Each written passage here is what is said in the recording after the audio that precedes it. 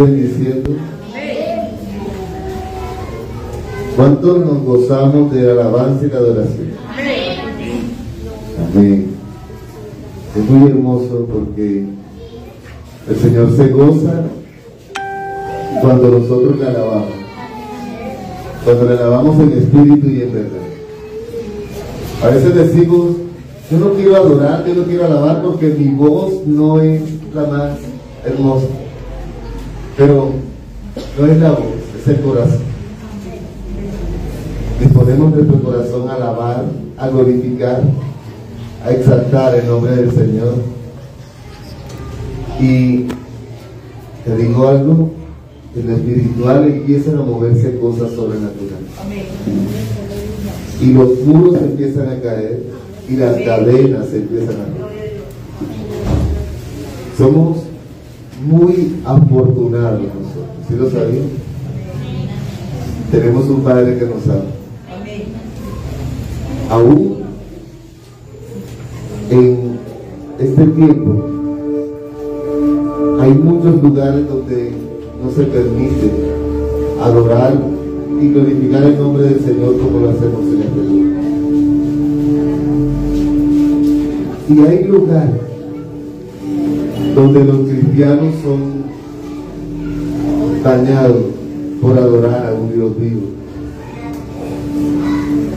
Hace más o menos unos 5 meses vi un video donde tomaron varios hombres y mujeres de Dios y los desnudaron y los metieron en una bola, en unas pelotas como de hule transparente y lo colocaron en medio de una plaza pública. Sucede que no solamente era para exhibirlos, sino que al sellar la bolsa o el hule redondo donde ellos estaban, el oxígeno se iba perdiendo. Es decir, estos hombres y mujeres se asfixiaron en ese lugar y el sol estaba tremendo y ellos estaban atados de manos y de pie.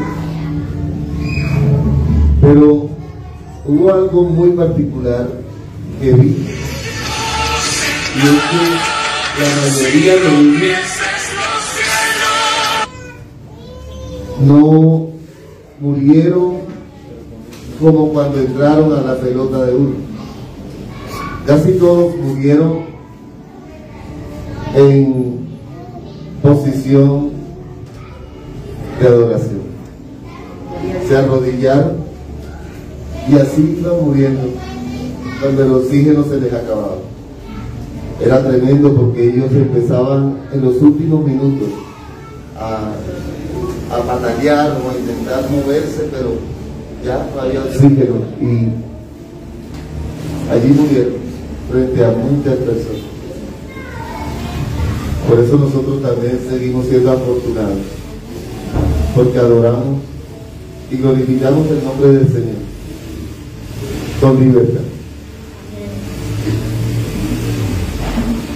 A veces no aprovechamos esa oportunidad, esa libertad, y nosotros mismos argumentamos cosas para no adorar el nombre del Señor. De pronto nos decimos, ay, que me da pena por la persona que está a mi lado, ¿verdad? Me da pena que me escuche la voz. Me da pena porque me da pena. Pero la Escritura me enseña a no avergonzarme. Dice, no me avergüenzo del Evangelio, porque es poder de Dios. ¿Cuántos de nosotros queremos poder de Dios en nuestra vida? ¿Queremos recibir ese poder? La Escritura nos dice que ese poder solo se puede recibir cuando haya venido sobre nosotros el Espíritu Santo. Cada uno de nosotros es templo del Espíritu de Dios. Es decir, el Espíritu Santo mora en nosotros. Hoy vamos a continuar con una predicación, una enseñanza bíblica sobre Apocalipsis 4. Ya nosotros el miércoles pasado iniciamos, pero no logramos avanzar lo suficiente porque hay mucha tela por cortar. Creo que solo llegamos a 2 versículos. Tremendo, ¿verdad? Vamos a ver cuántos versículos avanzamos hoy.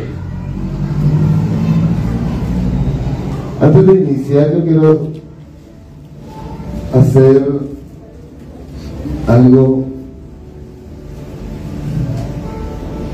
y es que vamos a hacer un recuento muy rápido de los 2 versículos anteriores que vimos. En Apocalipsis 4, ¿están todos allí? ¿Trajeron sus espadas? No, pastor, se me quedó en la casa. Vaya uno.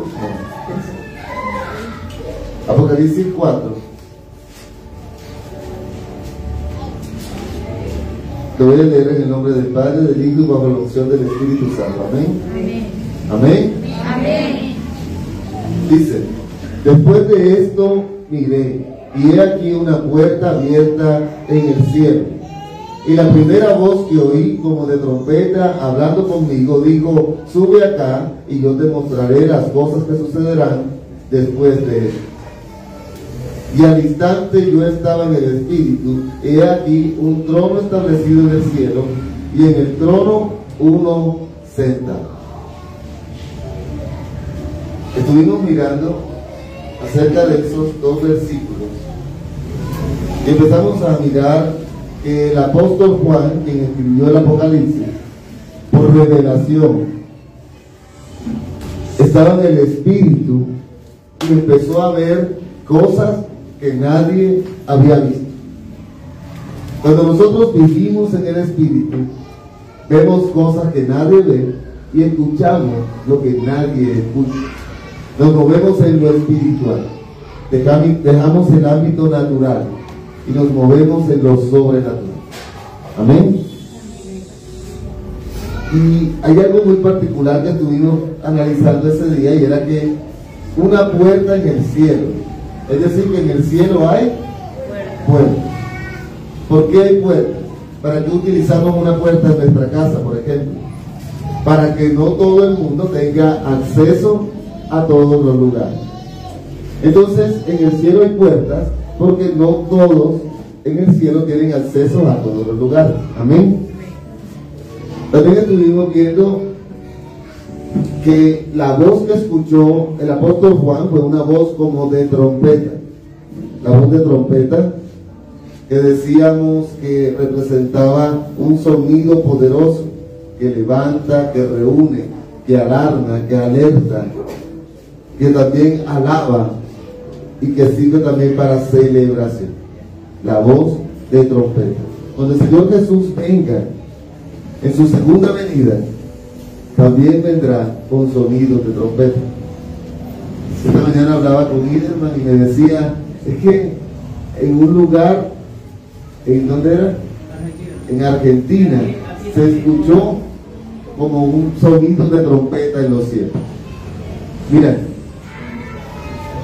la venida de Cristo está tan cerca que si alguien me dice, Cristo viene hoy, yo puedo creerlo, porque todo se ha cumplido. Y nosotros somos quienes estamos en este momento sin hacer la voluntad de Dios y sin micrófono también. Entonces dice que Juan miró y oyó. Si decimos gloria a Dios, gloria a Dios.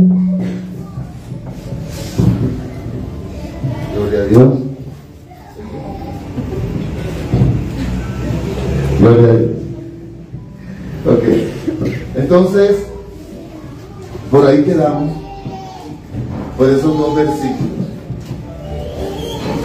Pero vamos a continuar, ¿verdad? Nos vamos para el versículo número 3 de Apocalipsis 4. El versículo número 3 dice, porque el versículo 2 termina en que había un trono establecido en el cielo. ¿Había un trono dónde? Y en el trono había, ¿qué dice? Había uno sentado. Pero el versículo 3 nos dice, y el aspecto del que estaba sentado era semejante a piedra de jaspe. Vamos a mirar algunos de estos elementos. La piedra de jaspe, por ejemplo. Ya casi viene la piedra de jaspe. Muy bien. Piedra de jaspe. Alguien que me ayude por favor con la grabación para que puedan ver también la piedra de jaspe, las personas. Miren, de pronto no era tal cual la piedra de jaspe, pero el apóstol Juan identifica con lo que a él se le hace similar. Amén. Piedra de jaspe. Dice, alrededor del trono, bueno, aspecto sentado semejante a piedra de jaspe y cornalina. Jaspe y cornalina. Veamos la cornalina. ¿Sí? Jaspe, una piedra, y cornalina. Dice que el aspecto del trono era como estas dos piedras. Así lo identifica el apóstol Juan. Después dice, y había alrededor del trono, ¿qué dice? ¿Qué había alrededor del trono? Un arco iris. Pero dice que el aspecto del arco iris era como que semejante a la esmeralda. Él lo identifica de esa manera porque son las piedras que él conoce, ¿verdad? Esmeralda. Veamos la esmeralda. Amén. Esmeralda. Entonces, ya más o menos nos vamos haciendo una idea de ese trono celestial. Jaspe, cornalina y el arco iris, esmeralda. Cuando hablamos de arco iris sabemos que hay varios colores, ¿verdad? Pero él habla de esa transparencia de la esmeralda, la consistencia de la esmeralda. Dice el versículo 4. Alguien que lea con voz de trompeta el versículo 4, por favor. Una voz fuerte y clara. Amén. Amén. También alrededor del trono había 24 tronos, y sobre los tronos 24 ancianos sentados, 22 de vestiduras blancas con coronas de oro sobre sus cabezas. Wow. Gloria al Señor. Dice el versículo 4. Ya vimos que era la apariencia, ¿verdad?, del trono. Un arco iris como de esmeralda. Y vemos que alrededor del trono había 24 tronos. ¿Cuántos tronos había?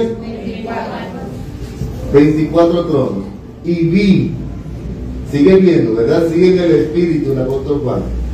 Y vi sentados en los tronos a 24 ancianos, un trono para cada anciano,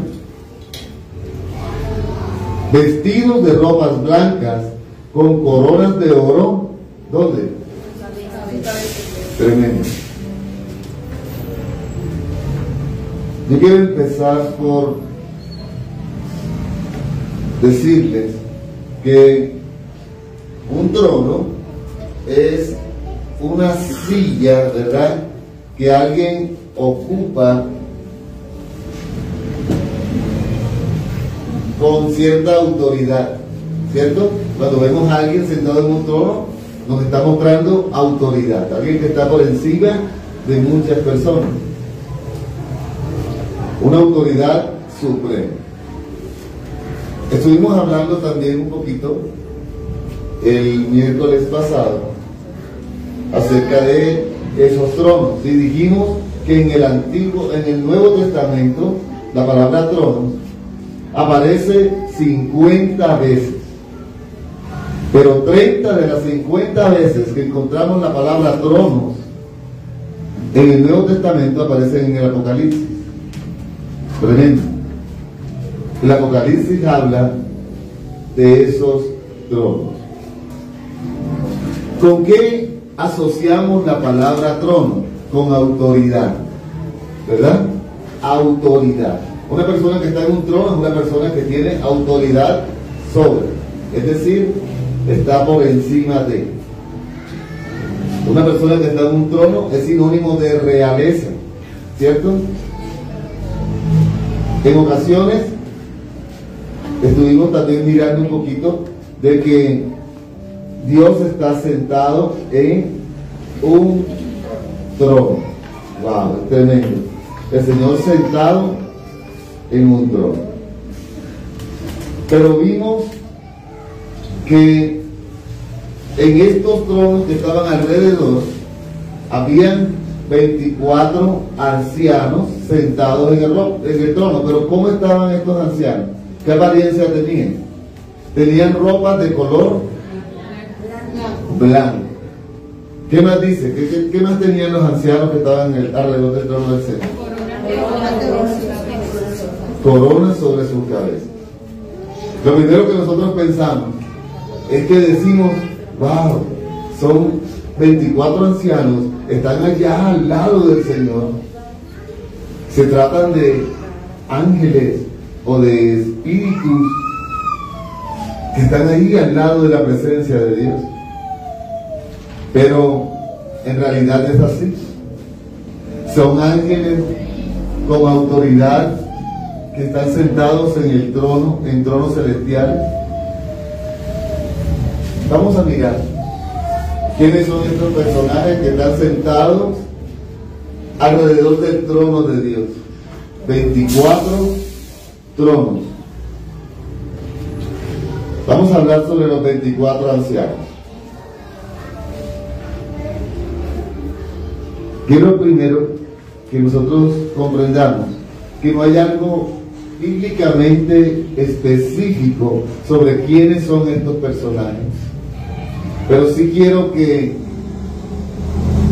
nosotros, de acuerdo a lo que vamos a estudiar, nosotros mismos miremos qué es o quiénes pueden ser aquellos que están sentados en los 24 tronos.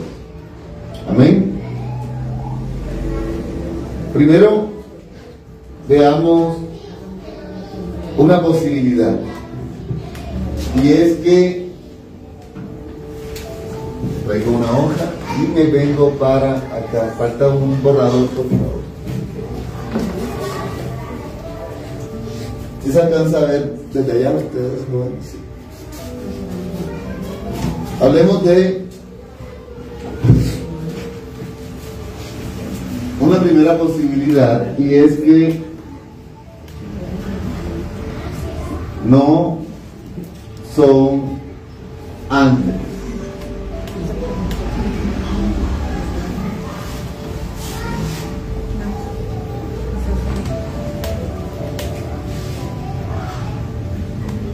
Estamos hablando sobre los 24 ancianos.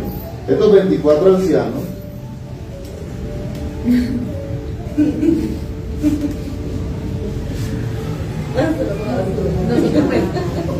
se lee. Sí se ve, pero no se ve. Tiene que ser marcador borrable con propio mano. Vamos a tratar de explicarnos. No, estos eran los del curso y están así un poquito. Bueno, vamos a continuar. Dice que no son seres angelicales. ¿Cómo sabemos que no son seres angelicales? ¿Cuándo usamos nosotros la palabra anciano? ¿Cierto que lo usamos para personas de qué? De edad avanzada, ¿verdad? Pero cuando hemos visto figuras angelicales, si hemos visto ángeles de avanzada edad, es decir, ¿cómo se imaginan ustedes un ángel? Hermoso, rubio y joven. ¿Se imaginan un ángel anciano? No, ¿verdad? ¿Por qué? Porque esa palabra anciano no es apropiada para referirse a ángeles. Los ángeles no tienen edad. Los ángeles no tienen edad. Ahora, un anciano representa autoridad. ¿Cierto que sí? Nosotros vemos a alguien de mayor edad y para nosotros es autoridad, sabiduría, conocimiento. Ahora, ¿qué otra cosa me evidencia que estos seres no son ángeles? Su forma de vestir. Dice que están vestidos de blanco. Gracias. Gloria a Dios. Dice entonces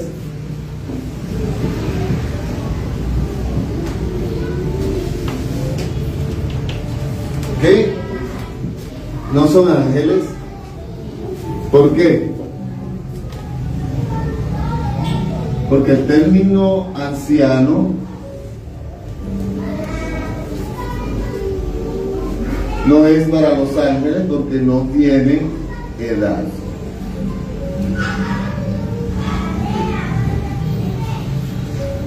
Miren, la forma de vestir. Dice que ellos estaban vestidos con vestiduras blancas. Pero cuando nosotros colocamos nuestra mirada en los ángeles, dice que los ángeles traen cierto resplandor. Es decir, ellos no necesitan vestirse de ropa blanca. Amén. Ya ellos están con ese resplandor. ¿Qué otra cosa me hace pensar que no son ángeles? Ese versículo me habla de que ellos tienen o portan coronas. Y en ninguna parte de las Escrituras nos habla de que los ángeles tienen coronas. Antes la Biblia me dice que las coronas son para los hombres. Amén. Vamos a mirar algo. ¿Con qué asociamos nosotros la vestidura blanca? ¿Con qué asocia la vestidura blanca? ¿Qué simboliza una vestidura blanca? Pureza, ¿verdad?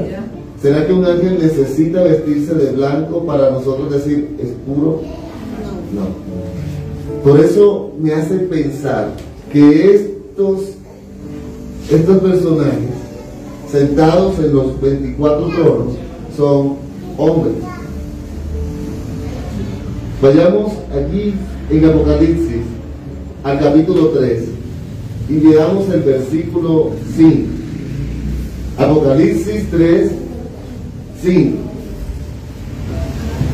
Dice, porque quiero tirar algo acerca de las coronas. Dice, el que venciere será vestido de vestidura como el que venciere.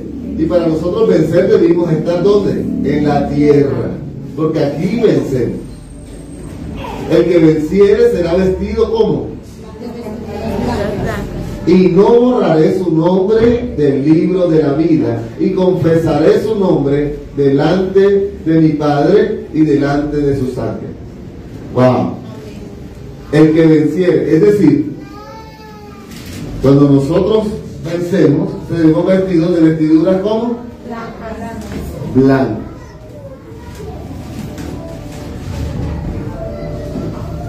Las coronas, ya dijimos, nunca son prometidas a los ángeles y nunca se ha visto un ángel usar coronas, ¿verdad? Ahora, esta corona se refiere a la corona de victoria, aquellos que han logrado llegar a una meta. Esa corona es usada por aquellos que han competido exitosamente y han ganado la victoria como Cristo lo prometió. Vayamos al capítulo 2, versículo 10 de Apocalipsis. Capítulo 2, versículo 10. Alguien con un voz de trompeta lea ese versículo, por favor. Amén. No temas en nada lo que vas a padecer. He aquí el diablo echará a alguno de vosotros a la cárcel, para que seáis probados, y tendréis tribulación por 10 días. Sé fiel hasta la muerte, y yo te daré la corona de la vida. Wow, ¿te daré la corona de qué? De la vida. Nosotros, los hombres, cuando vencemos, cuando superamos etapas, es que vamos a adquirir coronas, no los ángeles. Hay cierto, ¿cómo le llaman? Voy a hablarle mito, que dice que la corona, y dice que le agregan perlitas a la corona. Pues les digo algo, perdón, pero bíblicamente no dice eso. Dice que los hombres adquirirán coronas, mas no perlas en las coronas. Ay, por cada persona que se convierta, porque yo le evangelizo, una perla a mi corona. La Biblia no lo dice. No sé si tal vez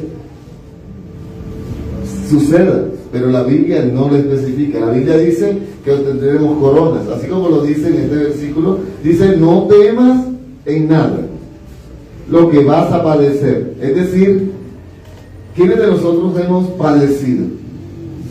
Todos, ¿verdad? Hemos tenido padecimiento alguna vez, situaciones, circunstancias, dificultades. Pero el Señor dice: no temas en nada por lo que has de padecer. ¿Que vienen tribulaciones? Sí. ¿Que vienen problemas, vienen angustias, vienen dificultades? Sí. Pero el Señor te dice: no temas en nada. He aquí, el diablo echará a algunas personas de vosotros en la cárcel, para que seáis probados. Cuando estuve leyendo este versículo me llamó mucho la atención cómo Dios es tan poderoso, pero tan poderoso, que usa a Satanás para lograr sus objetivos. Dios usa al diablo para lograr sus objetivos. ¿Quién trae la tentación? No escuché. ¿Quién trae la tentación? Satanás. ¿Quién trae la prueba?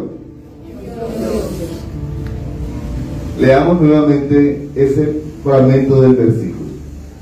No temas en nada lo que vas a padecer. He aquí, el diablo echará a algunos de vosotros en la cárcel, para que seáis ¿qué? Probados. El Señor lo está usando a él para probarte a ti. Y nosotros teniéndole miedo, cuando el que está con nosotros es mayor que el que está en contra. Amén. Yo quiero que nosotros entendamos algo. ¿Por qué temer a lo que ya está vencido? El enemigo con que nosotros peleamos es un enemigo vencido. ¿Qué es lo que nosotros debemos procurar o hacer? Que la presencia del Señor permanezca en nosotros. En nosotros. Porque somos templo del Espíritu y el Espíritu mora. Y el Espíritu Santo es el Espíritu de Dios. Y Dios ya venció a Satanás. ¿Amén o no amén? Amén. El Señor lo usa para sus propósitos. Ahora, dice: y tendráis tribulación por 10 días. Sé fiel, ¿hasta cuándo? Hasta la muerte. Sé seamos fieles hasta la muerte, y yo te daré la corona de vida. Corona, es decir, las coronas, en muchos versículos bíblicos vas a encontrar que el hombre adquiere coronas, no que los ángeles usan. Por eso, esos 24 ancianos no pueden ser figuras angelicales. Continúo con eso. Dice que, bueno, lo que yo encontré fueron dos posibilidades. ¿Cuántas posibilidades? La primera, en el cielo encontraremos porque todos iremos, amén. Amén. Dos grupos. El primer grupo es un grupo de los amigos del esposo. ¿Quién es el esposo? Cristo. Nosotros, la iglesia, somos la novia. Amén. El primer grupo, los amigos del esposo. Y el segundo grupo lo constituye, ¿qué es? La iglesia, la esposa de Cristo. Vamos a ser muy cuidadosos con lo que vamos a explicar ahora, porque quiero que lo tengamos muy claro.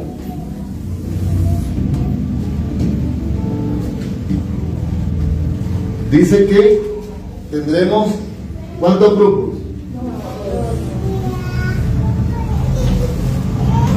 Y dice que el primero era ¿de quién?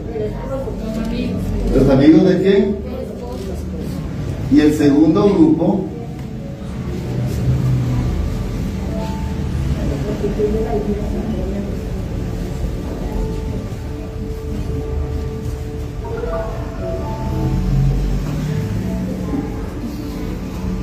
de la iglesia, ¿verdad? La novia, el cordero. Vamos a mirar de esta manera.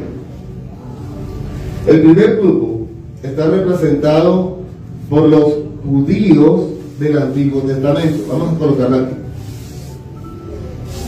Los judíos del Antiguo Testamento. El segundo grupo, vamos a mirar dos hipótesis. Primero con el primer grupo, los amigos del esposo, los judíos del Antiguo Testamento. Pueden ser esos 12 primeros ancianos. ¿Son cuántos ancianos? 24. Miremos primero los 12 provenientes del Antiguo Testamento. ¿Quiénes pueden ser? Dice que puede tipificar a las 12 tribus de Israel. 12 tribus de Israel. ¿De dónde salieron esas 12 tribus? ¿Quiénes eran ellos? ¿Se acuerdan de Abraham? ¿Se acuerdan de Isaac? ¿Se acuerdan de Jacob? Y de Jacob provienen 12 tribus de Israel, los hijos de Jacob. ¿Eso está confirmado? No, porque la Biblia no lo especifica. Hay cosas que hay de ser reveladas. ¿Quiénes también pueden ser estos 12 personajes?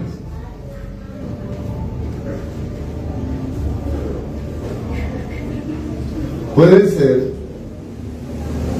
12 de aquellos grandes patriarcas de las Escrituras del Antiguo Testamento. ¿Quiénes pueden ser esos patriarcas? Estos enormes del Antiguo Testamento. Abraham, ¿verdad? Puede ser Moisés, David, personajes poderosos. Elías, ¿verdad? Pero ahora, ¿la Biblia lo especifica? No. Yo estoy colocando las opciones que podemos nosotros analizar, ¿verdad? Para no pasar por alto, hay 24 tronos, 24 ancianos, y ahora ¿quién podrá? ¿Verdad? Vamos a ir mirando. Nosotros sacamos conclusión. Esos 12 patriarcas de la antigüedad. Hay algo que sí está totalmente específico en las escrituras, pero es para los segundos 12, es decir, los que ya vienen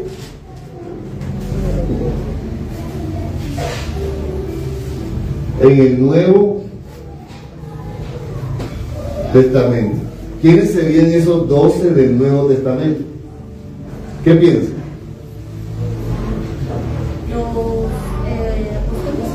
Los 12 apóstoles. ¿Sí coinciden los números?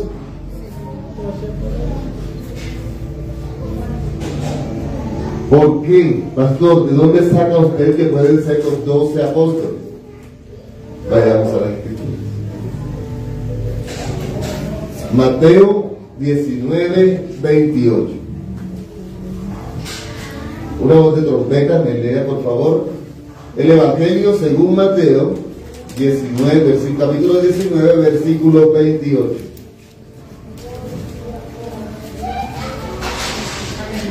Amén. Y Jesús le dijo: de cierto os digo que en la regeneración, cuando el Hijo del Hombre se siente en el trono de su gloria, vosotros que me habéis seguido también os sentaréis sobre los 12 tronos para juzgar a los 12 tribus de Israel. Wow. Vamos a leer otra vez.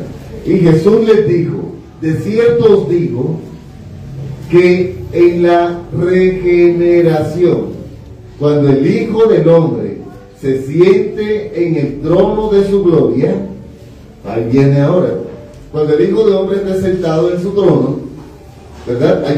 Ya está en la escritura, ya lo leímos, está sentado ¿dónde? En su trono.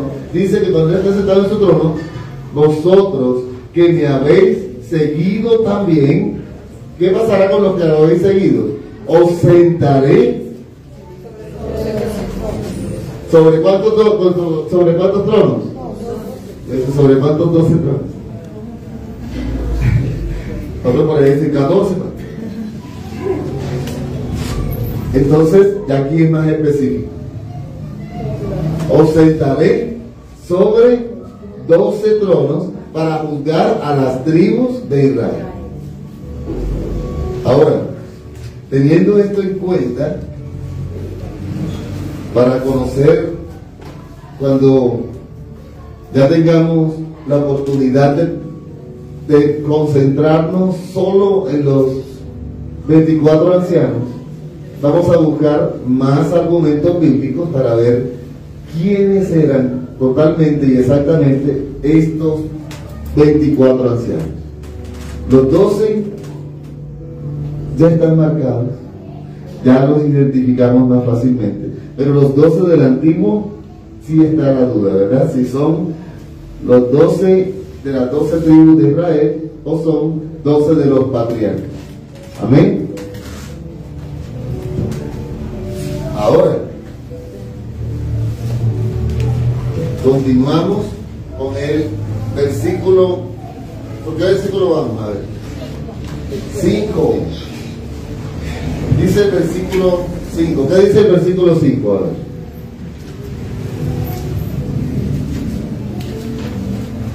Apocalipsis 4:5. Amén. Amén. Del trono salían relámpagos y truenos y voces, y delante del trono habrían 7 lámparas de fuego, las cuales son los 7 espíritus de Dios. Wow. Cada vez se va poniendo más caliente. Dice que habían ¿cuántas lámparas? Esas lámparas que tenían. Pero dice que esas lámparas ¿qué eran? Los 7 espíritus de Dios. Wow, 7 espíritus de Dios. Antes de De seguir vamos a hablar, así como hablamos de los 24 ancianos, vamos a hablar de los 7 espíritus de Dios. Amén. Lo primero que nosotros debemos entender es que el número 7 significa perfección. Amén. 7 es perfección, totalidad. Amén. ¿Sí se puede borrar eso? Sí, es eso. Entonces, ahora nos vamos. Yo creo que los ancianos sí se quisieron quedar, se quedaron. Pero vayamos a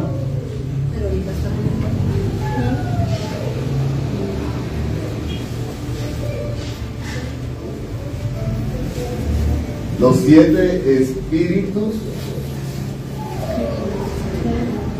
de Dios.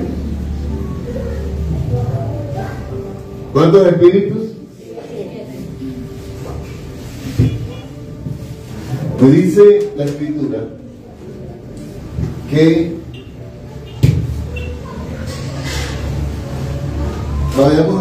coloquemos así. El número 7 representa entonces, ¿qué dijimos? Perfección. ¿Y qué más? Totalidad.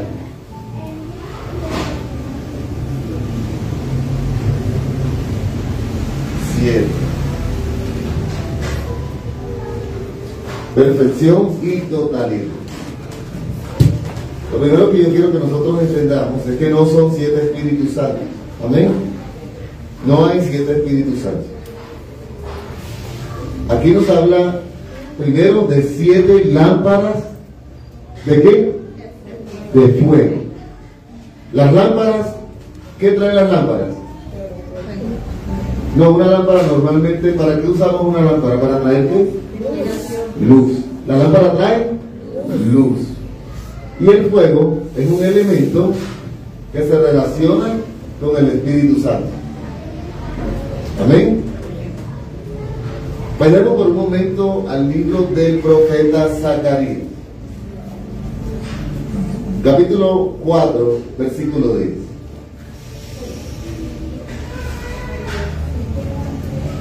Dice de la siguiente manera, mientras ustedes lo van buscando, para que vayan de todas maneras viendo todo verídicamente. Dice: porque los que menospreciaron el día de las pequeñeces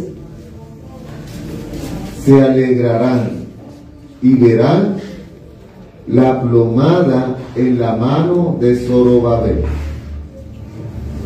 Estamos hablando de 7 espíritus de Dios. Y luego dice: estos 7 son los ojos de Jehová que recorren toda la tierra. Ahí ahora tenemos otros 7. Tenemos 7 lámparas de qué? De fuego. Dijimos que la lámpara la usamos para tener luz, y el fuego es una representación del Espíritu Santo. Ahora encontramos 7 ojos de Dios, pero vimos una función en estos 7 ojos, que es recorrer. ¿Qué recorre? La tierra. Toda la tierra, ¿verdad? Wow.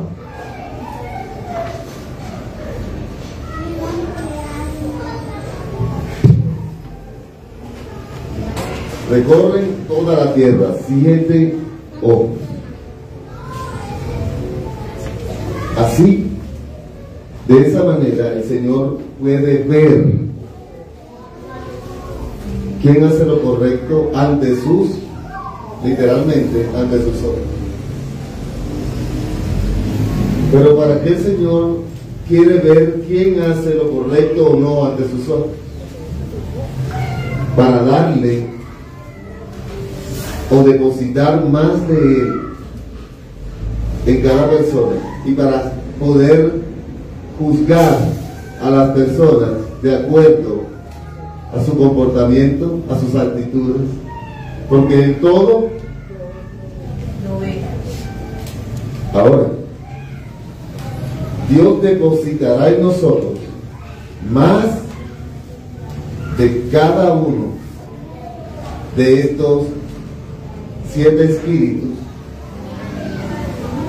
dependiendo de cómo nosotros nos comportamos con respecto a lo que hemos aprendido acerca de él. Por eso la Escritura dice, mejor no me hubieses conocido, porque entre más el Señor te da, más te permite, más te va a exigir. Amén. Se acabaron los amén. Amén. Sí, hay amén. Miren, a ver, entendamos algo. Vayámonos con los 7 espíritus. Existen por lo menos 3 interpretaciones de estos 7 espíritus. La primera, la que vamos a leer ahorita en Isaías 11:2. Isaías capítulo 11, versículo 2.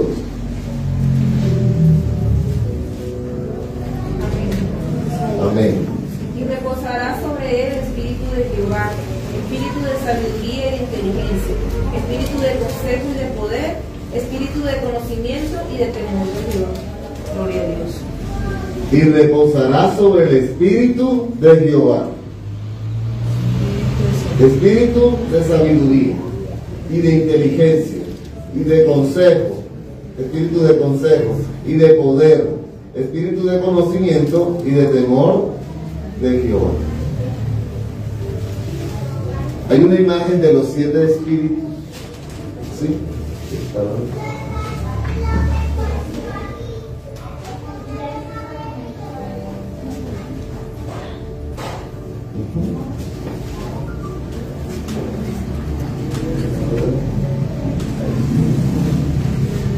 Siete lámparas de fuego, los 7 espíritus. Espíritu de conocimiento, de consejo, sabiduría, espíritu de Jehová, entendimiento, poder, temor.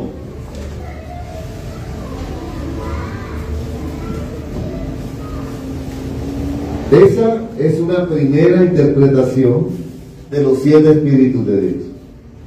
Amén. ¿Cuál es una segunda interpretación? Es que los 7 espíritus se refieren a 7 seres angélicos, ¿verdad?, que se mueven por toda la tierra, ¿verdad? Posiblemente seres poderosos como querubines o serafines. Son interpretaciones, lo cual, si lo miramos de esa manera, encajaría un poco con otra lectura que vemos en Apocalipsis. Apocalipsis 5, 6. Apocalipsis 5, 6 dice: y miré y vi en medio del trono y de los 4 seres vivientes y en medio de los ancianos estaban en pie un cordero, ¿como qué? ¿Qué tenía? ¿Qué tenía? 7 cuernos. ¿Cuántos cuernos tenía? 7. ¿Qué vimos? Un cordero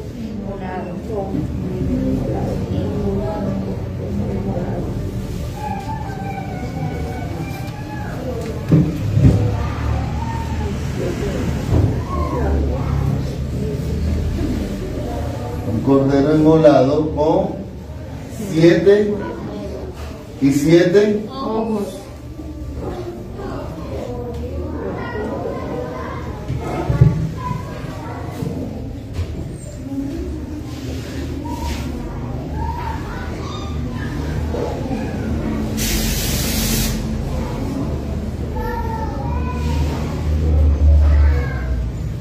Vamos a mirar este cordero. Dice, los cuernos en la Biblia representan poder. Si ven esos animales que tienen cuernos, que cuando van a tener una batalla, eso es algo poderoso. Estos animales chocan y el vencedor, mira, hasta se rompen los cuernos. Con poder, representan poder, autoridad. Esos 7 cuernos en el cordero. Ahora, ¿quién es el cordero? Vamos a ver la imagen del cordero inmolado con los 7 cuernos y los 7 ojos.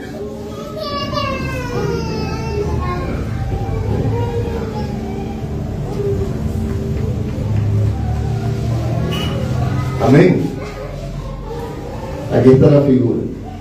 ¿Quién es el cordero inmolado? Ahora, no es que Jesús tenga 7 cuernos y tenga 7 ojos. No, ¿verdad? Estamos hablando de algo totalmente espiritual. Amén. Cuando hablamos de los 7 ojos, hablamos de algo en el espíritu. No son, ay, mire un ojo gigante, yo no. Estamos hablando de que Juan estaba, ¿qué dijimos al principio? Juan estaba en el espíritu. Hay cosas que vemos en el espíritu. Ese cordero inmolado tiene 7 cuernos que representan el poder absoluto de Cristo sobre toda la tierra. Poder absoluto. Pero ¿cómo?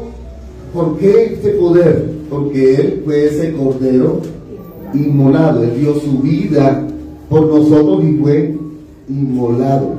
Por eso no encontramos ese corderito ahí todo chévere, todo hermoso, todo picoso. No, está ahí todo inmolado, maltratado. Los 7 ojos y los 7 espíritus, ¿verdad? Ya los habíamos visto, los habíamos relacionado, los ojos con los espíritus, denotan la plenitud. Esos ojos que hacen, recorren la tierra, pero denotan la plenitud porque recorren por todas partes. La plenitud del Espíritu Santo en la vida del Cordero.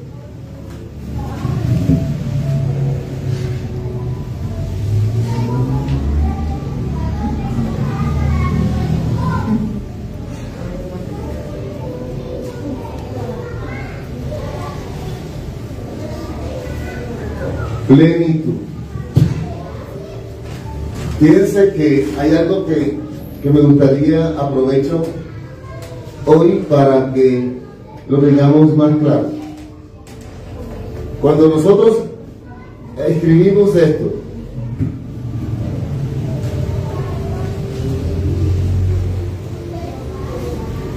no estamos hablando de Jehová, no estamos hablando de Jesús y no estamos hablando del Espíritu Santo. Amén.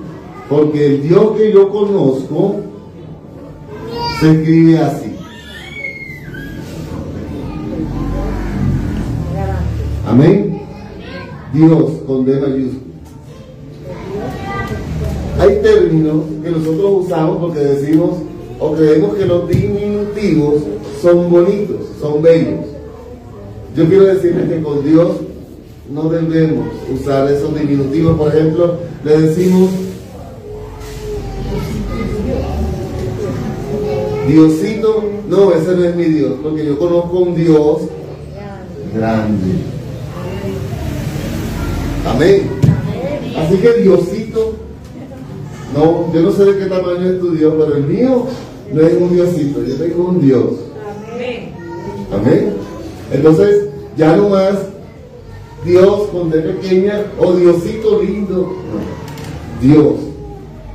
Dios, el Todopoderoso, el grande, el que nunca ha perdido una batalla y no la perderá. Llevamos 2 interpretaciones, ¿verdad?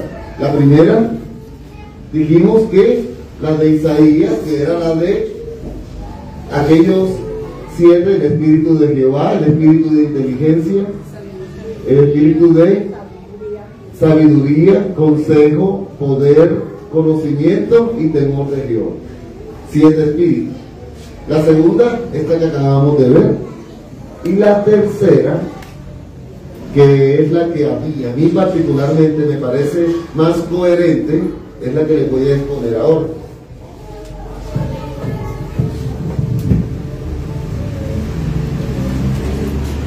Los 7 espíritus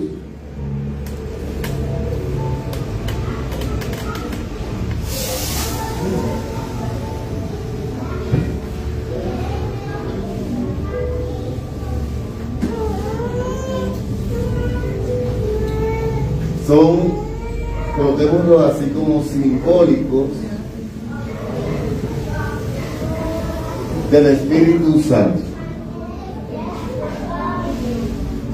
Simbólicos del Espíritu Santo. La Biblia nos especifica en el libro de Apocalipsis, donde estamos trabajando hoy, que el número 7 se relaciona con ¿qué? Perfección y terminación.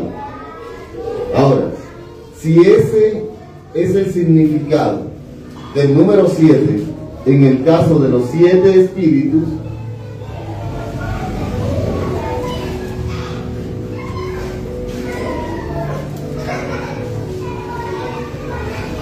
perfección y terminación, si aquí se utiliza el número 7 de esa manera también, entonces ese es el significado de los 7 espíritus. Es decir, los 7 espíritus de Dios no son 7 espíritus santos, sino son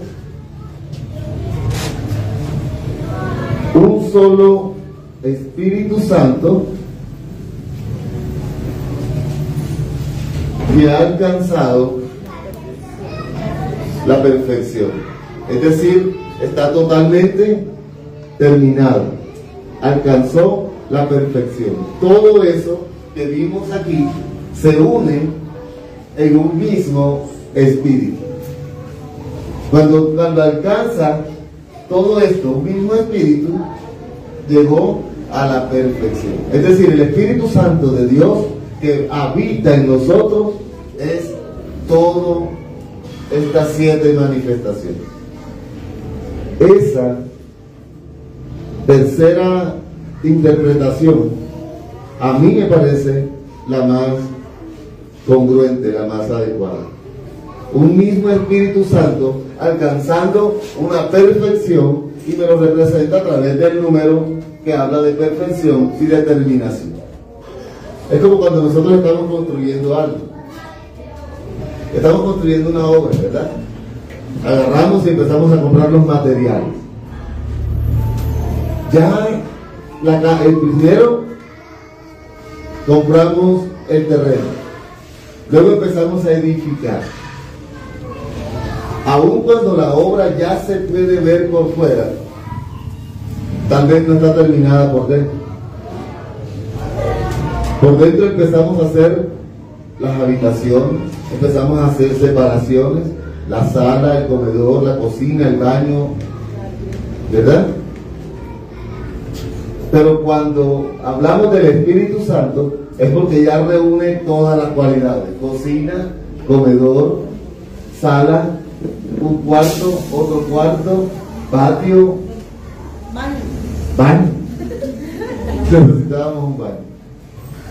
Ya lo tiene todo. Por eso son 7 espíritus, el número perfecto. Llegó y alcanzó esa perfección.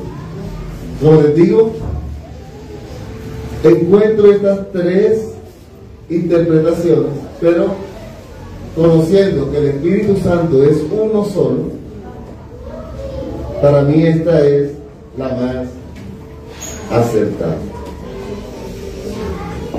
Entonces,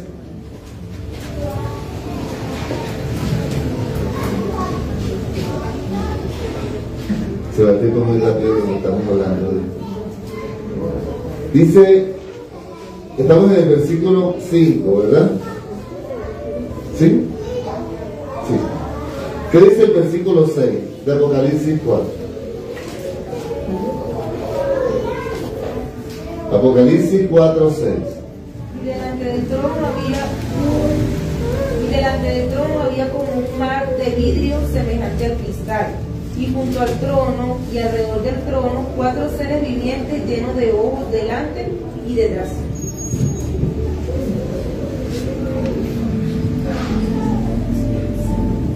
¿Sí? Sí. Y delante del trono había como un mar de vidrio semejante al cristal.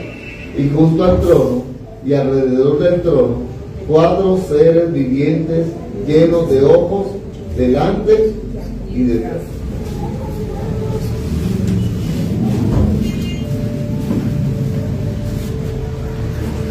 Cuando hablamos de estos seres vivientes llenos de ojos,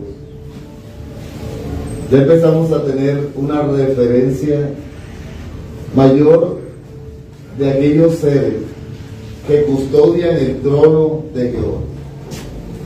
Y es tremendo, porque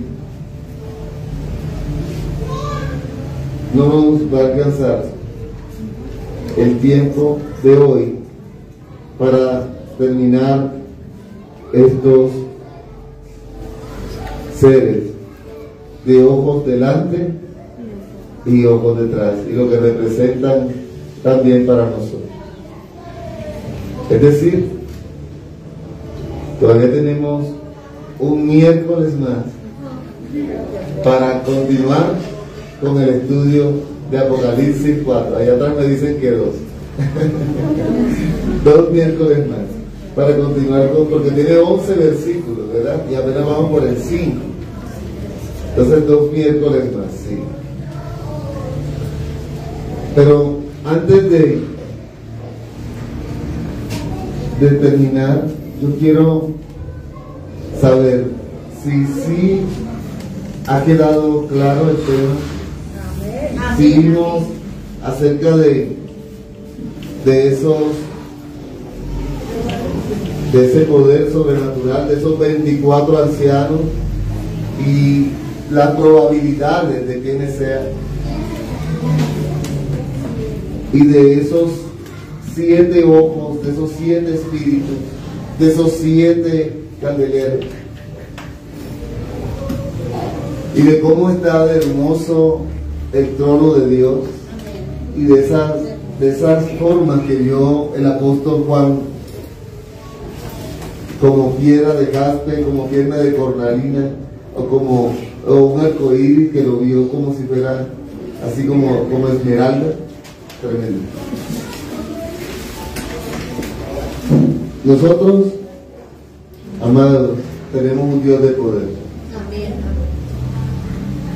Yo quiero que cada uno de nosotros empiece a concientizarse de la grandeza de Dios, de lo majestuoso que es Dios. Y aparte de todo lo grande que es, aún así, Él vive en nosotros. Él se place en hablarnos.